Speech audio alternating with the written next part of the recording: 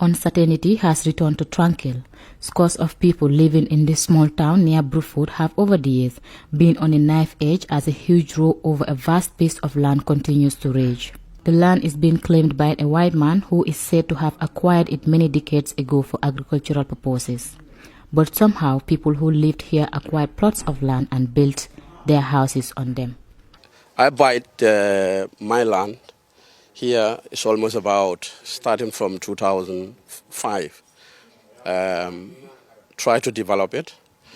During the process, I discovered that there is a problem happening in this area, and the previous government, we have already informed them, the former government, and they brought us together to the police headquarters.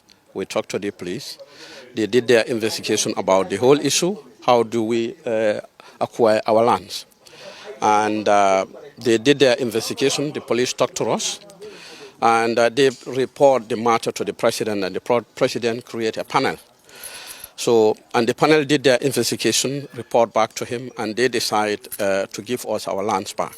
This is the time we start to do our developments.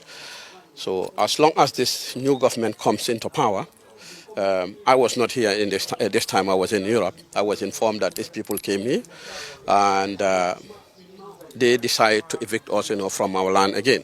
Person have any documents to prove that he in fact was the original owner of this environment? Yes, I have no idea about that. So did Jame ended up giving the person any confession? Yeah, he refused. You understand? He refused. You understand? Okay, but Jame told him, if you refuse, I cannot evict my own citizens from their properties and give it to only one person. You understand? Then I think he left the country, but now he's not even in the country now. It's one of his friends by the name Barry, yes, who's following the mat at the courthouse. Yes. On Thursday, an eviction team from the Sheriff's Division came to Tranquil accompanied by police to evict residents.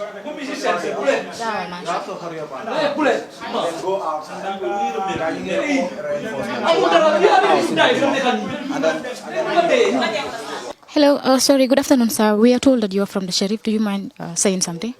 Yeah, we are from the Sheriff Department to evict one Mr. Cherno Kamara. So, with profound respect, I'm an ex-officer and I'm a law-abiding citizen, and I will ask my people to be law-abiding citizens too. So if you give us a little bit time, all will be set to light. We all do in the interest of justice. This is our motherland. So with profound respect, sir, I will talk to my people to behave, and we wait for the higher authorities, because our lawyer is already heading towards Banyan, and I believe in 30-45 minutes we will get the results. It's the court that brought you here. It's the court we wrote to. You are not a part of the players. You're part of the enforcement officers, which we respect. Without you people, we cannot be here. The nation cannot be at peace. I have served on the force for 12 years, and I left honorably. I'm right now working as a human resources manager. So I will do everything in my powers to make sure nobody misbehaves. Sure. But please, with profound respect, allow the law to take its precedence. But these people say they are not moving out of their houses. What is happening right now? I think it's very disappointing. As a Gambian, you just can't walk into people's house and then evict us based on zero grounds. I spoke to the lawyer. He said he's representing a client. So I said, I have nothing to say to these people. Then I'm going to get a lawyer that is going to talk to their lawyer directly. Because we have our authentic papers. Everything is correct. So it's just not okay that over 22 citizens of the Gambia own the houses here.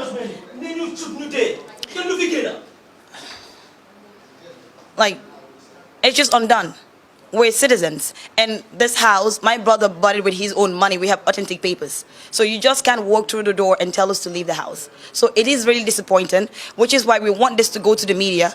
We are citizens and we are entitled to our rights. This is bullshit.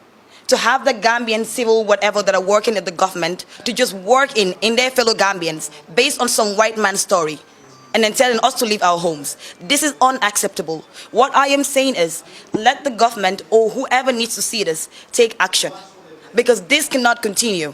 We can't buy our house, build our house, live in safely and happy, and one night, just one morning, someone walks in and tells us to leave. It's not okay. Let the government take step. Let the government involve. We are citizens and we're entitled to our rights. This is unacceptable and we are not going anywhere. They spoke to a lawyer. The lawyer said has a whatever client, that's fine. But we have nothing more to say. I just want this to be on the media so that the Gambian people know that we have been harassed. We're Gambians, but we are not entitled to anything. We have no rights to anything. Anyone can walk out from the door or come in and just tell us to leave. It's unacceptable. Let the Gambians stand up for what we believe in. We are Gambians. Let us stand up.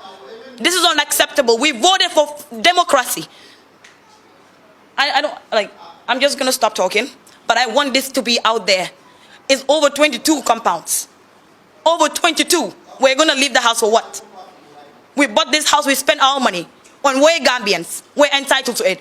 If they want to take the matter to court, let it be legitimate, but you don't walk through our door and tell us to leave. It's unacceptable. President Barrow, if you're hearing this, take action. You should take action. You shouldn't be allowing your citizens to be suffering and going through humiliations like this.